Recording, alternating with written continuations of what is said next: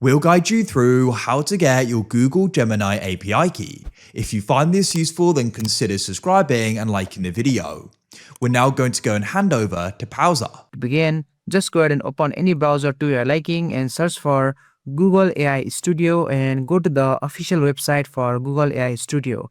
And now just go ahead and click on Get Started and then make sure you sign in with your account. And now in the dashboard, at the bottom left corner, you'll see Get API Key. So just go ahead and click on that. And at the right, you'll see Create API Key. Just click on it.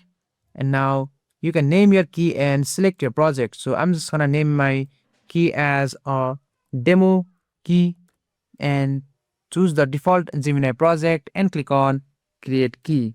Your API key will now be generated. Just click on Copy Key to copy it and then make sure you save it somewhere safe, and that's it. That's how you create a Google Gemini API key in Google AI Studio. Thanks for watching and I'll see you in the next one.